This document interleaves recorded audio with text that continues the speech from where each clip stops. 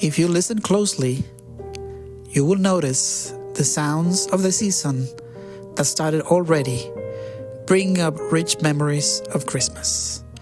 I know what you're thinking. Every year it seems like Christmas begins earlier and earlier. When was it? Late August? Maybe September? When we began to see hints that Christmas was coming? It doesn't really matter. But here's what you need to know. I love it. I love Christmas. I love the decorations. I love the music. I love the whole thing.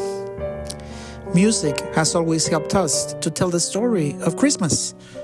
And this year, our hope is to take some familiar songs that you will hear on the radio to help us rediscover the story that leads us into the celebration of the birth of Jesus the Christ.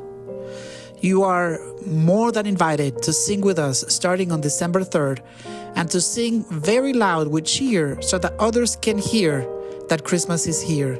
I can't wait to share this time with you.